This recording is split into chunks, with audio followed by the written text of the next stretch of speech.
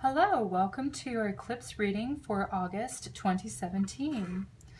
Normally I do the monthly forecast videos separate from and in addition to the eclipse forecast videos, but I decided to combine the month of August readings with the eclipse readings, so I'll be making 12 videos instead of 24 this month. I'm recording these a week into August already. We just had the full moon lunar eclipse on the 7th, which was exact at 11:11 a.m. Pacific Standard Time. This is a very active month astrologically, so I would really be surprised if things were fairly quiet and uneventful in our lives throughout August.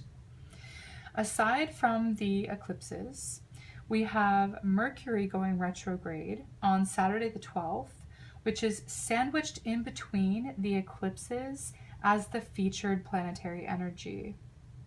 We also have Saturn going direct on the 25th at 5:09 a.m. Pacific Standard Time.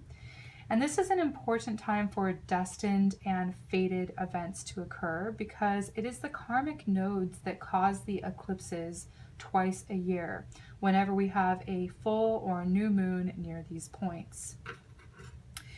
The new moon solar eclipse occurs on Monday, August 21st at 11:30 a.m. Pacific Standard Time in Magha Nakshatra within the Leo constellation at 4 degrees 46 minutes using the sidereal zodiac. Even if you are using tropical coordinates, it is still occurring in the sign of Leo at 28 degrees 52 minutes. I'll be doing something a little different for the eclipse readings.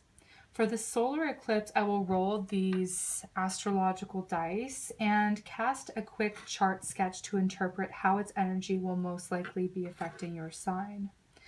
Then I will draw from the Karma Cards deck and similarly interpret its energy for the month in general.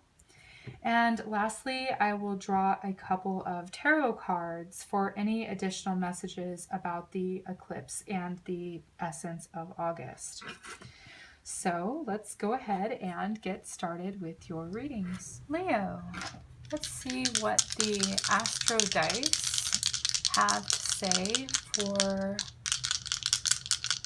the eclipse energy and how it's affecting you for the month of August.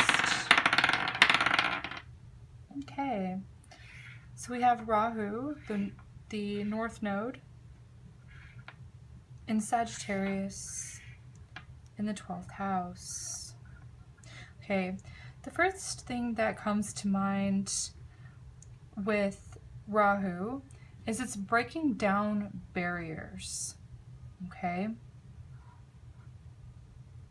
something that's new and unexplored, new territory. It's definitely fate, definitely destined things that are happening right now at the solar eclipse that personally affect Leos, or the Leo energy, whether or not you have your sun, moon, or rising sign, your ascendant in Leo. Sagittarius is also about, well, it's, foreign lands. It's beyond the borders. Okay, it's also faith, it's beliefs, it's philosophy, it's anything that's really abstract here. The 12th house is about escapism, foreign lands again, places that are unknown, traveling to new territory, new ideas. This is a really intense time for personal growth and expansion to go into new areas that you haven't gone before. This is something completely unfamiliar. And you may be sort of expanding, your beliefs, your spirituality, how you connect with the other realm, how you connect with God and the divine and all of that. So, plus there's maybe like an insatiable aspect here with Rahu. It always wants more, okay? There's a sense of like needing more and more and more. So, you could be really like getting a lot of, you could be expanding your involvement in spiritual concepts, or just exploring lots of new spiritual concepts, not even just like one particular path, but many paths. And, you know, all roads lead to God. Okay, in order to do the chart, I'm going to have to roll the dice again, because I did want to construct a chart here, and Rahu isn't really the ruler of any sign. So let's get a planet here. But the message still is very important for you to know. Also, one other thing, with the new moon, solar eclipse in Leo, in your sign, okay, it is conjunct Rahu, the north node of the moon. So this is a fate changer. This is like a life course, life path changer. Something may be changing to your fate, to your destiny, to your life course. And it may have to do with, you know, travel. Could be travel to foreign lands, overseas, something like that. In a domestic sense, it could just be traveling to new, you know, ideas. It could even be like astral projection, things like that. You know, meditation is the 12th house as well. So exploring new concepts and philosophies. But Rahu, the north node, is definitely, that's what causes the eclipse with the new moon. So let's get a planet here. Okay, Mercury, your mindset, the information. Okay, so I've pre-constructed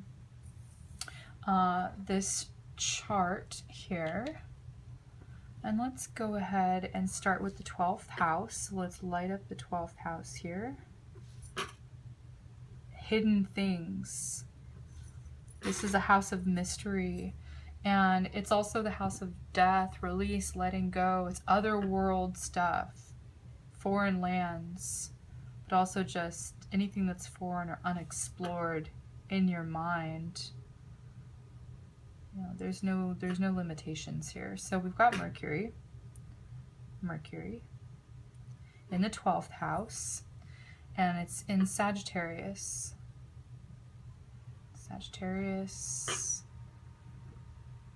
Capricorn, Aquarius, Pisces, Aries, Taurus, Gemini, Cancer, Leo, Virgo, Libra, Scorpio. Okay, so the planetary ruler of Virgo and Gemini is Mercury here. So we can highlight this house, which is the 6th house of health here, and it's also religion. Well, this would be more spirituality. This is more religion. And it's also Virgo to a certain extent, or excuse me, the 9th house here, which is about philosophy, beliefs. It's the natural, this is the 9th house. Okay, so I hope this isn't too confusing. So we have Mercury in the 12th house, who is the ruler of Gemini and Virgo. Okay, it's a dual rulership here. It's a planetary ruler. So we're going to also illuminate these other houses. I get this sense of like religion and spirituality, and there's a conflict between the two of these.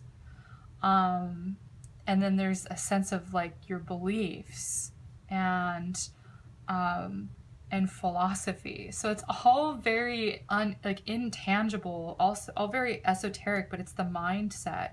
It's the information that's being gleaned as well from that. So again, Rahu is that need for more. It's more information. There's more to be learned. There's lots to be learned here when it comes to, you know, foreign, you know, cultures, religions, beliefs, ways and practices. Okay, so somehow Leo is being affected in this way.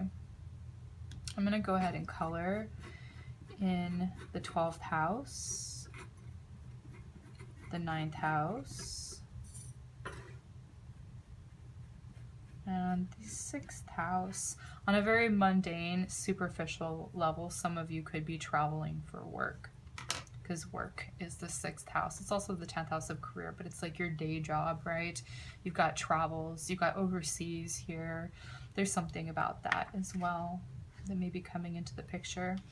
So that's what the dice have to say. I wanted to go ahead and use these cards from the Karma Cards deck to get an indication of the month in general for Leos. So this has the planet, and there's not very many here, so it's kind of hard to shuffle. It's such a thin deck, but I'm going to try my best here. So I'm going to go ahead and pull out a planetary energy. You have the sun, which is the solar energy is your ruler, Leo, and it also is responsible for the new moon eclipse here. But this is for the month of August.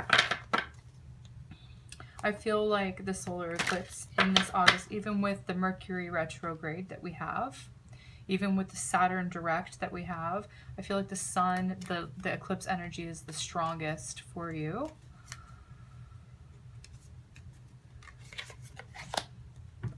Scorpio.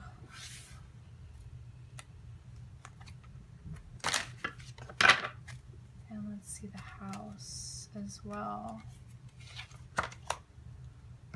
The 3rd house, Gemini is the ruler, the planetary ruler of Gemini is Mercury, which is the ruler of the natural 3rd house here. And Leo happens to fall within this chart based upon the astro dice. It falls in the 8th house, which is Scorpio's natural house as well. So I do see some similarities here in how it's tied in, but I don't want to focus as much on the chart aspect as I do like the information that's coming from the phrases here. And as you can see, you have the blue colors and you have the orange color. The blue colors are the internal aspect.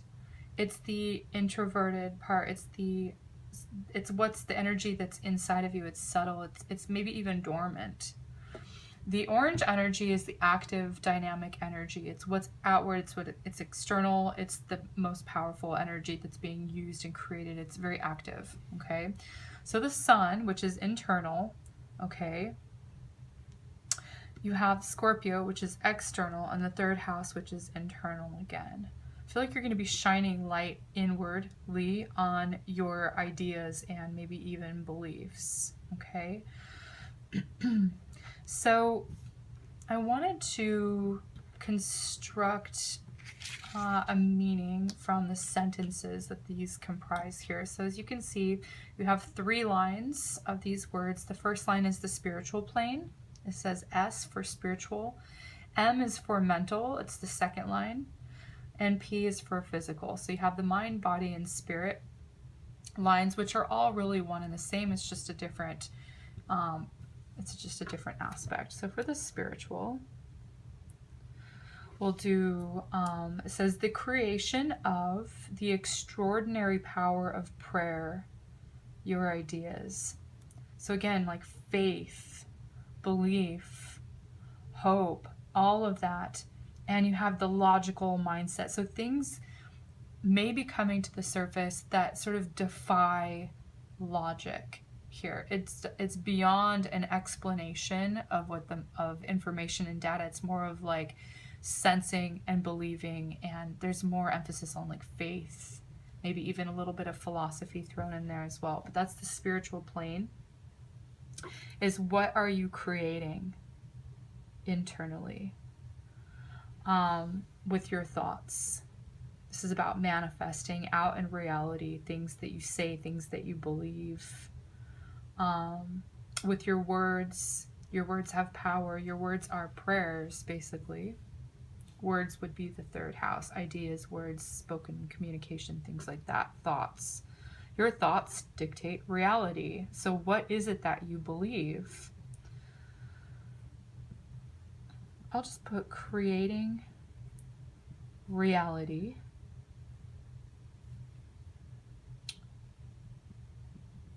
with the power of prayer coming from your ideas, and I'll even put / beliefs.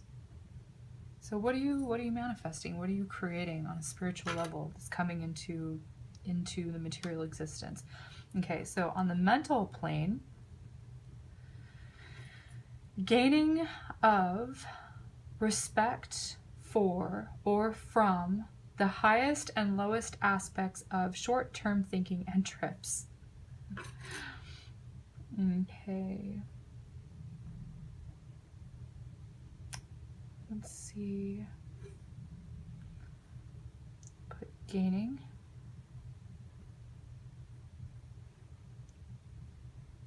I'll put a range of thinking. And maybe even also trips. This gives like a mental trip as well. Again, I mentioned like astral projection, meditation, things like that. It's a trip in your mind, daydreams, things like that, what you're creating. And there's growth in some sort of range of thinking. This is a little bit abstract.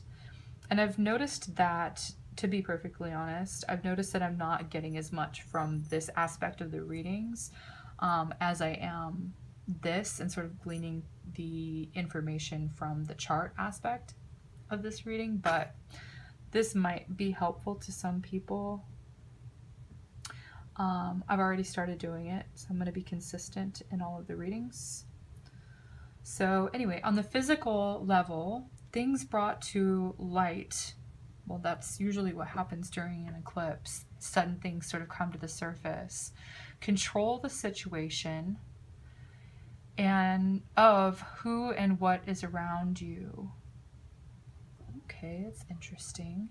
There may be some sort of control issues that has to do with like religion, faith, belief, things like that. Okay, so yeah, things brought to life.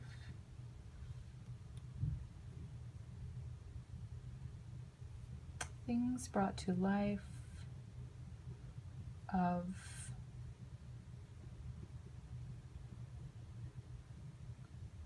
controlling. I'll just put people and circumstances. People and circumstances. Okay, so this is what the cards messages is for you. I would like to pull from the tarot, because I like to do that on my channel. I wanted to incorporate these other tools just for fun and a little bit of an experiment. But I always like to use the cards because I really do connect with them. So I'm using the Wild Unknown Tarot deck for this reading. So please show me the energy of the solar eclipse for Leo. What is the impact that we'll have on Leo? Leo sun, Leo moon, Leo ascendant. It does not matter. Just the energy of Leo in someone's chart. The Leos out there.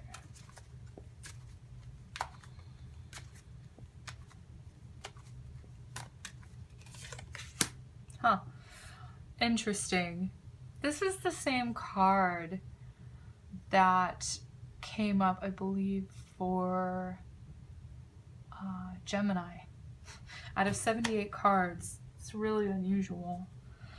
Okay, so it's the Five of Pentacles. Roses represent beauty, okay? Usually has sort of like a Venus sort of energy to it. It's something that's very aesthetic. There's something that is coming to a close here. It looks like this flower is wilting, it's dying. And fives do have to do with change. The Five of Pentacles tends to do with loss. You have the 12th house pretty much lit up here, which is a house of loss, letting go, allowing something to come to a natural end. It has to feel natural. Okay. It probably is.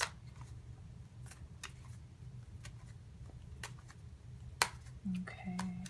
This is clearing out karma. Clearing out anything that's lingering. You need to get rid of any sort of karmic lessons. Again, these sort of destiny points, these karmic lessons that are coming up. Things that are meant to be, things that are written in time. There's something that is coming up to an end. This card also came up for another sign. I think it was for Taurus. And it's just very unusual to get repeat cards like this when you're only pulling 2 out of 78. So if you have any Taurus or Gemini in your chart, feel free to watch those videos as well. We have the web here. We have this beautiful magical spider creating this web. And there's something to do with patterns and repetition. Okay?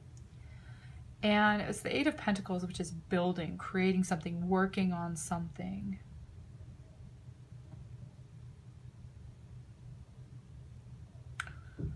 You could be releasing old patterns or old habits when it comes to, I just am getting the sense again of like something that was beautiful to you, something that you found alluring. I get the sense that it's more concepts than things or people. It was a beautiful concept, a beautiful idea is now sort of coming to a close, and you're weaving a new pattern, a new way of thinking, this web. You're sort of connecting the thoughts as well. So if you're studying lots of different religions or philosophies, you might be finding a common thread here and connecting the different aspects, like maybe taking something that you like about one religion or one philosophy and creating it and making it your own and pulling it in so that it's like you're the central figure here. You're not just, it's not like all or nothing. It's not, you know, extreme in that sense. It just feels like you're connecting the dots here and you're letting go of the old outdated beliefs, patterns.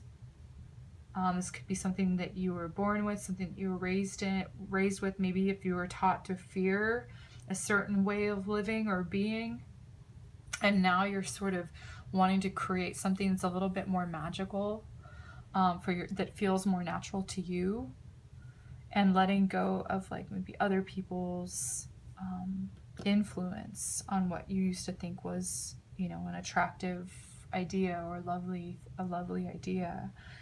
I get that the curtain or like the veil is sort of coming down now, and you can sort of see very clearly what it is that you need to integrate into your life in a new belief system, a new pattern, a new way of thinking.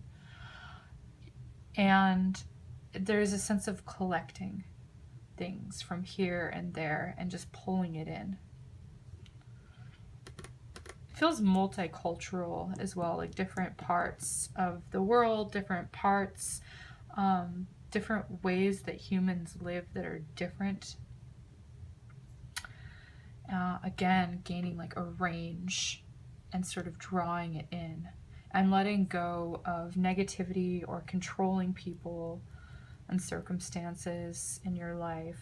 What I'm seeing here, this is the aspect that's being shed from you with this solar eclipse. So these are the general vibes that I'm getting for Leos out there, the Leo energy. If you have any questions or comments about this reading in particular, please feel free to leave them in the comment section below and I will address them. Thank you so much for watching this video, and I will see you in the upcoming videos. Have a wonderful month of August, Leo. Take care and be well.